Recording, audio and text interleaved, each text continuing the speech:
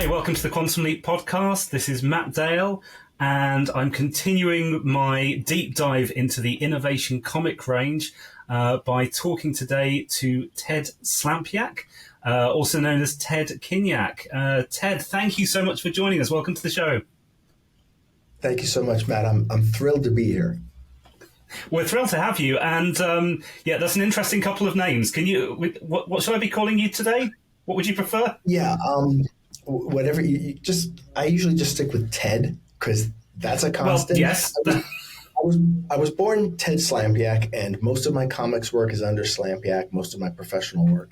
Then about 20 years ago, when my wife and I married, we combined our last name. She was Atkins. I was Slampyak, and we went through a bunch of different combinations. She liked Atyak, but I didn't want to sound like a Star Wars animal. So instead we went with Kinyak. And so that's legally my name is Theodore John Slampyak Kinyak.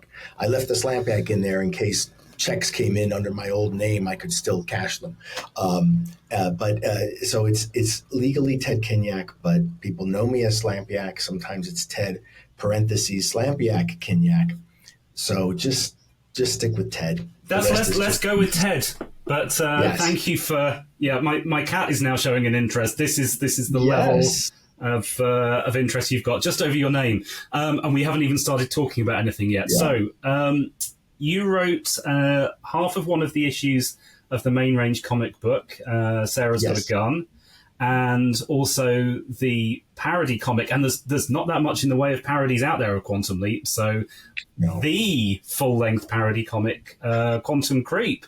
So I really want to talk about both of those. Okay. Let's start with Sarah's Got a Gun, since that one came first. So what led you to join Innovation Comics? What had you been doing recently up until that point?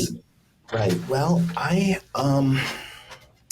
okay, so at the time that was happening, I was a comics artist and writer, and but mostly artist, and I was doing a bunch of stuff, looking for work, and I heard that they were making a comic book version of Quantum Leap, and I was thrilled. And George Broderick was the editor for the project, and I had known George from seeing him at the San Diego Comic-Con. And sending him stuff and kind of beginning a dialogue there. And he wrote back. I sent I don't remember now whether I sent the story idea first. I think I just wrote and said I was interested. And then he wrote back and said, we're getting, slammed with all of these people who want to work on this, so much so that we're going to split some of the issues and have two stories in a single issue.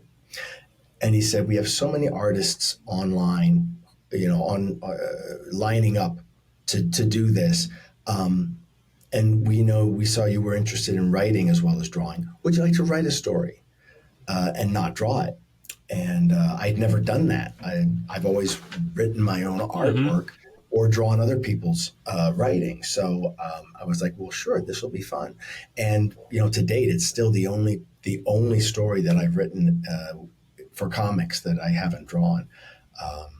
And so that's how that came about. And when I was trying to come up with an idea for the story, for some reason, the Aerosmith song, Janie's Got a Gun, was bouncing around in my head. It had been out a few years. I did some research before coming on here to make sure I knew what I was talking about. It was like 3 years old at that point, maybe 2 years old. So it wasn't like on the airwaves a lot. But for some reason, I heard it. It's always been, I thought, a really kind of an eerie song and a powerful one. And I thought that would be an issue that Sam could, should take on. That, child abuse. And things like that. So that was the inspiration for Sarah's Got a Gun. And I loved drawing, and at the time I came up with the story, I thought I would be drawing it too. I love drawing historical stuff. My biggest project that I'm that I worked on for the most in comics was called Jazz Age Chronicles, took place in the 20s. So I wanted to make it as historical as I can. So I set it in the 50s because that's as far back as you can go in Sam Beckett's lifetime that you can do a story. And so that's where that element came from. Awesome. So so at the start of this, you were thinking you were going to be writing and drawing it. Did you start doing any artwork to inspire yourself alongside the scripting, or? Nothing on paper, but in my head, when I write for myself to draw, I imagine what the panels are going to look like as I'm writing them out, as I'm describing them. And so, I did have sort of some ideas of some specific shots and some specific imagery. But so when it turned out I wasn't going to be doing the art, I had to describe all of that. I didn't want to tie the hands of the artist too much, whoever it would end up being. So I didn't get to, I gave them the freedom to follow it the way they wanted to, but I did, I didn't tell them what angles to use the way I would have liked, but I did give quite a bit of detail. Yeah, I was wondering if the temptation might have been there to start spelling out exactly what it should look like. Yeah. Plus innovation was following the same model that a lot of comics publishers were, which is basically that the writer would provide a script of a certain format and the artist would follow it. I would have been very tempted, to give like rough layouts of the pages, but again, I didn't want to tie the hands of the artist too much. Too, I didn't know if that was okay, and I didn't feel it was my place to ask. It was my first. I mean, I looked at it as my first writing job because it kind of was. So I just kind of wanted to follow, by the book and not step on too many toes. It interests me as well that you take the credit for the story concept, and the only reason I mention that is because everyone I've been speaking to so far has been saying, "Look, I spoke to George about doing a piece, and George said, this is what I want you to do," and he gave them a starting point, and they had to run with it. And it sounds like So did you get any kind of indication from George that what you were doing was unusual, bringing him a piece? No, I didn't. I remember I think I gave him like 3 or 4 story ideas when I initially pitched that I wanted to work on the project. No, he didn't. I think so. I guess my idea, stood out perhaps, or maybe no one else had done that, and so I saved him some extra work, and he appreciated it. I don't know. It's also possible that the ones who had a half an issue, like me, maybe because we only got a half issue, we were given a little bit more leeway in what we would choose to write. I don't know. Okay. I think yours was also a little bit later in the range than the people I've been speaking to so far, so possibly that was just a policy that relaxed a bit along the way, but that's interesting. Yeah, that's very likely. So can you talk a bit more about how you started off with this, the theme of the child abuse at home. How did that then build out to involving a school bus driver, the honeymooners kiss with history, all those kind of extra bits and pieces crammed into 12 pages? How did that process work for you? Well, you kind of answered your first 2 questions answered each other. The reason Sam leapt into a bus driver is so we could do the honeymooners bit. Okay. That was it. Just so he would look like Ralph Cramden while he was walking down the street saying "Bang Zoom," so that Jackie Gleason and Art Carney could notice. Because the thing about Quantum Leap is it's so open-ended. You can do anything, and so it's like where do I start? I mean, yeah, it could have been, and I mean, obviously, it needs to be something that hasn't been done before, which, you know, I think this thing came out like near the end of the run. Quantum Leap had already been around a few seasons, so there were already quite a few stories and premises that have been covered. So it had to be something that hadn't been done before, and I also thought that, you know, making him, you know, a school bus driver would, you know, also obviously work, because then it would get him in contact with school kids, including Sarah, and you know, that could set up, you know, the place where the event that had to be prevented, you know, could take place. So I think, but if I remember correctly, it was a long time ago, I think it was the honeymooners bit first, and then I built the rest of the story to accommodate that. And so that's kind of, and also the fact that it was 12 pages, it left me very little room. You know, I had to really sort of condense how many scenes were going to be, we can tell this story in, and how much we can do in each scene. So, you know, having him already in the uniform, having so much of that set up, having those concepts kind of near each other, just made it that much easier to shift from the serious story subject to the quick little honeymooners aside, and then back to the serious stuff. It kind of made that flow a little bit easier.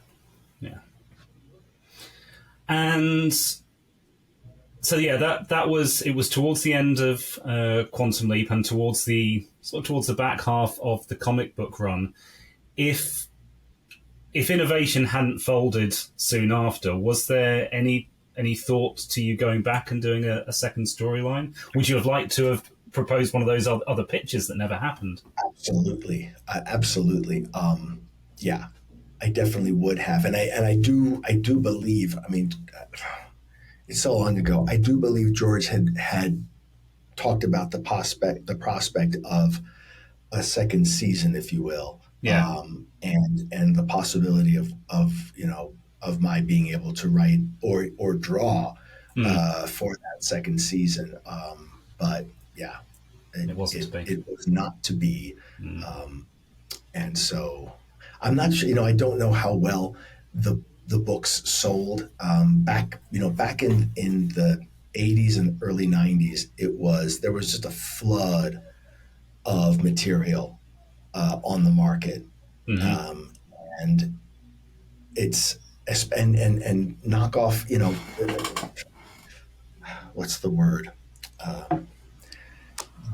Comics based on other properties. Yeah. Spin-off. That's what the word I'm looking for. Their success is usually kind of iffy. And so I really don't know how well the book sold. So maybe there wasn't more simply because, the returns weren't so good. Back then it was hard. I mean, it still is, but back then with the structure of the marketplace and the distributor system and all, it was really hard for a comic book to actually make money. So it wouldn't surprise me, even if it was modestly successful, that it wasn't enough to keep it going. Yeah, which is a shame, because in its short run, it managed to tell so many stories that the TV show didn't, and it amazes me that to this day the show itself has never really tackled child abuse. That was, I'm glad you got to tell the story that you did, because it's such an important thing to talk about. Yeah. Even though, I mean, it was such a simplified, premise. There was so much we could have gone into that there just wasn't time or space. But yeah, I think, looking back at it, I think it holds up in terms of, sensibilities, and in terms of just how the subject is touched on and how it's portrayed. Yeah, I think you should be incredibly proud of what you managed to get into a short space. It's a beautiful little story. It's one of my favorites of those mini ones. Oh, thank you. Nice. before we go on to Quantum Creep, which I'm really keen to get into, was Sarah's Got a Gun before or after you took a trip to the Quantum Leap set? Because I gather I knew George had gone to the set. That's yes, quite common knowledge to see Taming of the Shrew, Leaping of the Shrew. Sorry, I was not aware until we were chatting that you joined him. I took the picture that George published of him holding Ziggy. Mm-hmm. So uncredited, I forgive him. But that was the two of us standing there. Barb Kalberg, who was an inker on the Quantum Leap series and a thousand other things. Mm-hmm. She joined us as well, and it was the three of us that went up there, as I recall. And we were on the back lot of Universal Studios, right across from the Norman Bates Psycho House. Mm-hmm. There was this little pool of water with a painted backdrop behind it of the sky. Most ridiculous, unconvincing, crappiest painting you've ever seen. The paint was peeling. It probably had been done, in 1962 for a Jimmy Stewart movie or something. And it was just crumbling and it looked awful. And then and Scott Bakula and Brooke Shields were in a raft. This was the one where she was she was a guest star, and they were doing a sort of Robinson Crusoe kind of, Blue Lagoon kind of thing. And so they're in this rescue raft, and they're floating out, this little pool, and it looked ridiculous. And then you would turn and look on the monitors, and it's like, holy crap, they're in the middle of the ocean. It was so convincing on screen. It's amazing, pre-HD TV. Blu-ray has not been kind to that episode. I bet, yes. Everything you're describing shows up. But good. Back on DVD, I hear you. It used to look great. Yeah. That's funny. That's really funny. And so we were there, and we were standing next to the prop tray, and there was Ziggy sitting there like, somebody built it out of Lego.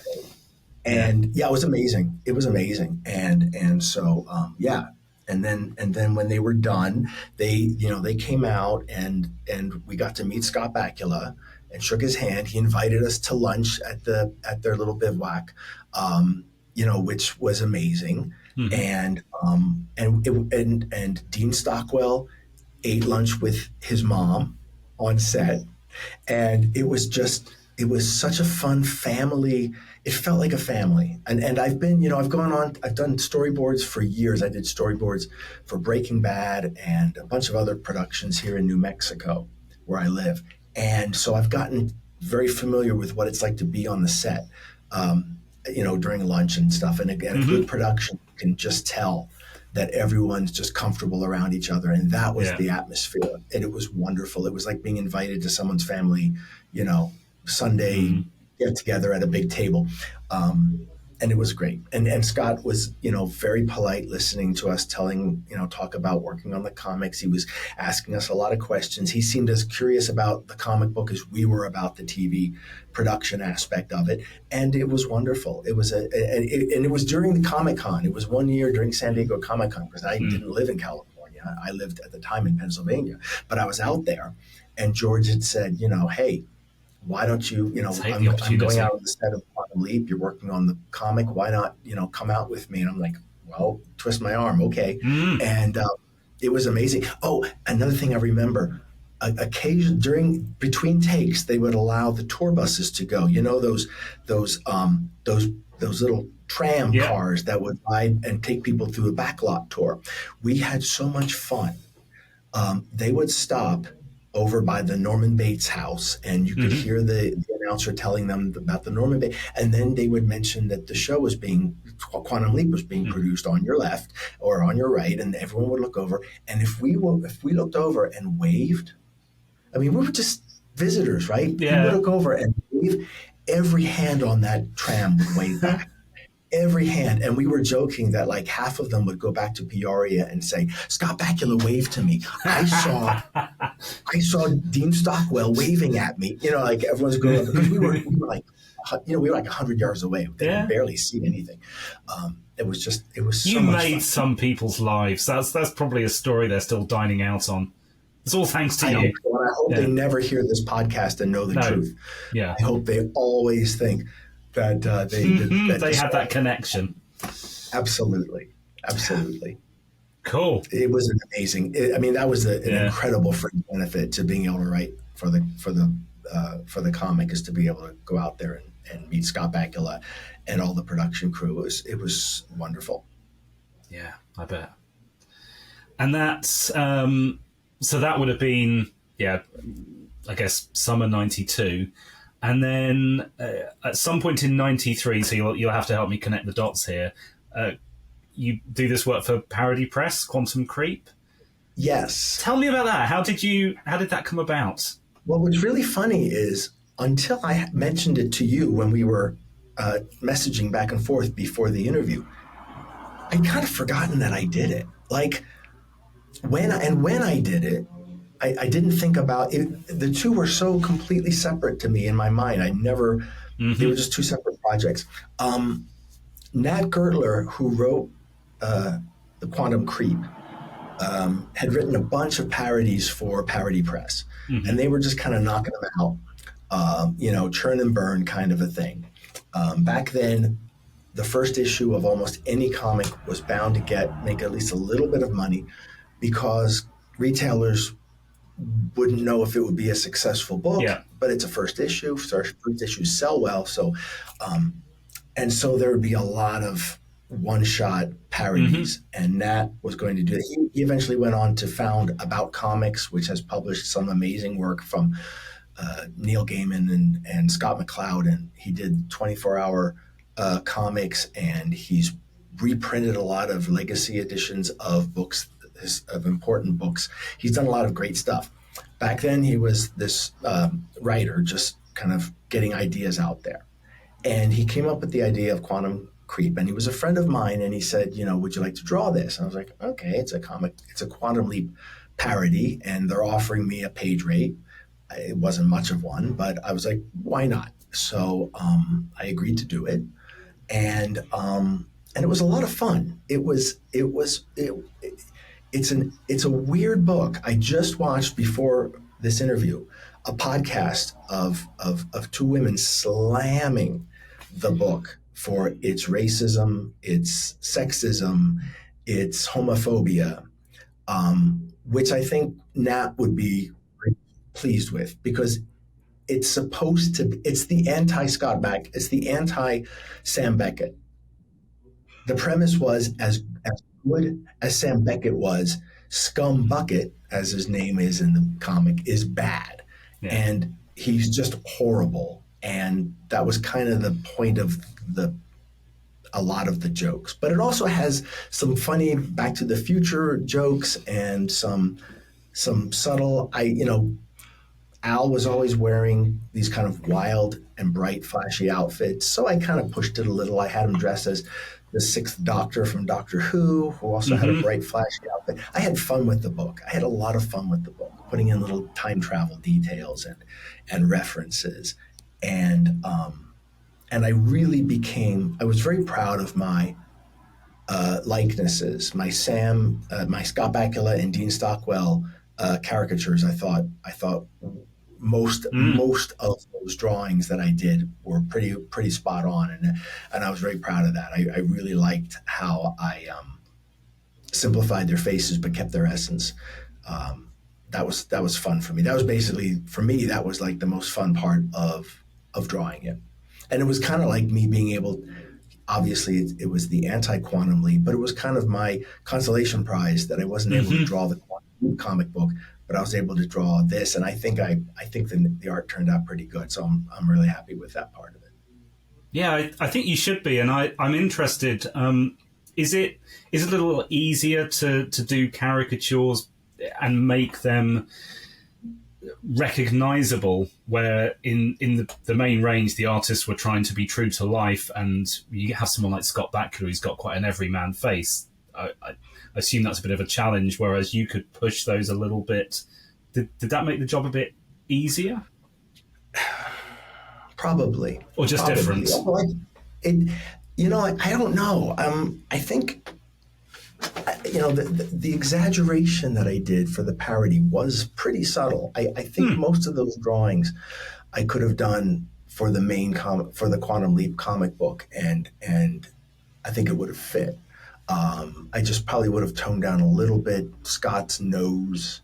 Yes. I may have exaggerated that nose a little bit, but and the ears. But overall, I think it was pretty similar. The biggest difference I think was I probably would have drawn a little bit more detail and not made the eyes quite so big and expressive to make it less of a humor angle and more of a serious drawing. But I mean, drawing real people is, especially in comics, is incredibly difficult. Yeah.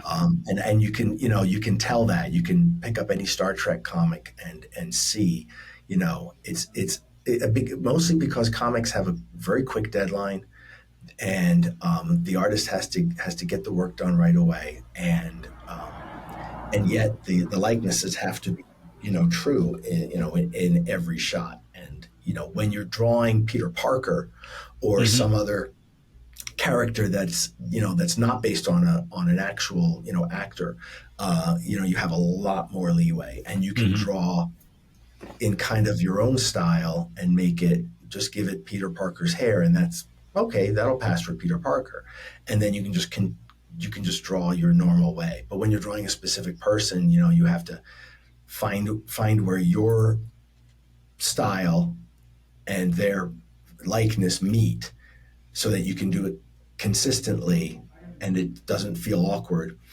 So it was a lot of fun to do, and I think you can tell when you look through the book that I would say about halfway through I started really nailing the likenesses better than in the beginning, and by the end it was really consistent. So.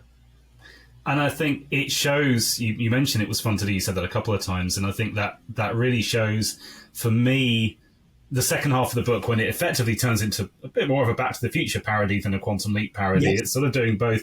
Yes. And the moment when Al shows up in an absolutely perfect 2015 Doc outfit, the Back to the Future fanboy in me squeed a little bit, and I thought, yeah, this guy's a fan and he's having fun with it. So I take it you're a fan of Back to the Future as well, yeah? Because there's so much in there that I... Huge fan, yes, yeah. Absolutely.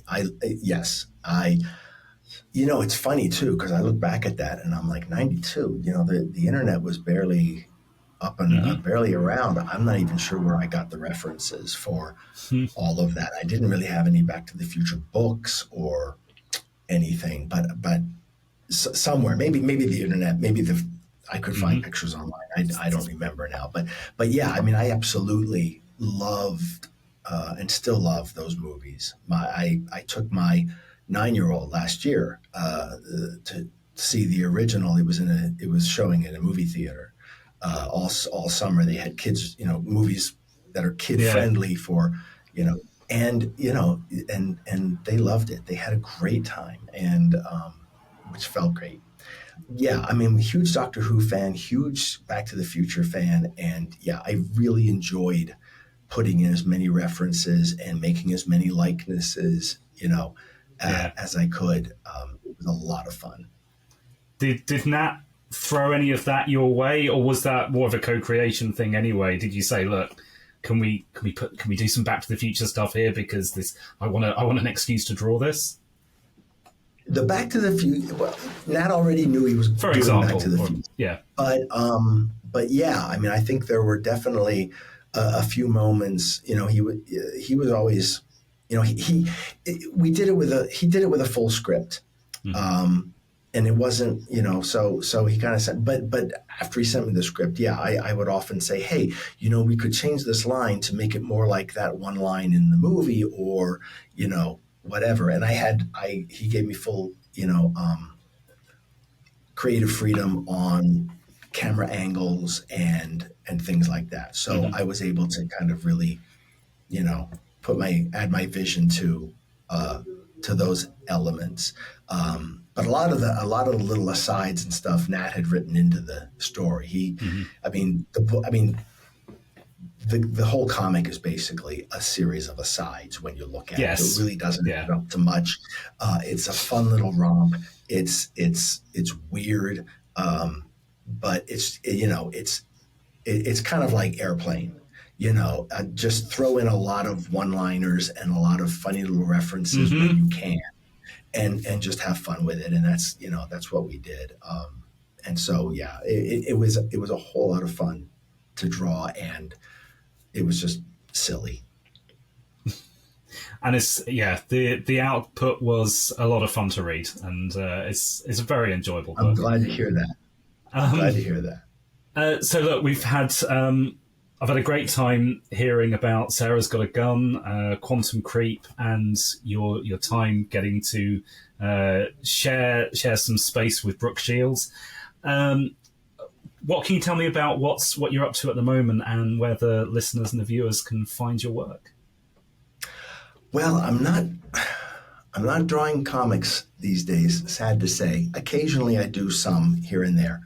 I did draw the Little Orphan Annie comic strip for the newspapers, but that was a long time ago.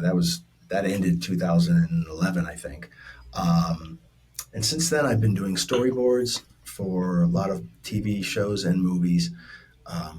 Occasionally, some online work I'm a regular contributor to the Art of Manliness website. That's a lifestyle website, and I do a lot of drawings for instructional presentations, like how to shine your shoes, how to break down a door, how to jump out of a speeding car, practical everyday. Oh, yes. I need some of that. Yeah. Yeah. I mean, but we also do a lot of really, truly practical stuff, but some of it's just fun. And it is all based on, real things. So, but that's fun. And that's basically it. I'm starting to learn more video editing and animation work, but so far not really much to show in that regard. But people can, I have a Facebook page, Ted Slampyak Illustrator. I think it's still called. It might be Ted Kinyak Illustrator. I should have looked at that before. We'll find it. We'll put that in the notes. Oh, that would be great. Thank you. Oh gosh. But so I'm still hacking away at stuff. And who knows, I'll hopefully get another comics project to work on soon. I hope so. Well, Ted, it's been a really great time chatting. Thank you so much for joining us and for sharing your memories of working on Quantum Leap and Quantum Creep. I had so much fun working on those projects so many years ago and forgot all about them, and it was so great for you to get in touch and for me to look at that work again and see that there's some decent stuff there that I can be proud of. And it was so much fun talking with you about it. I am definitely my favorite subject, and I love talking about my work. So thank you.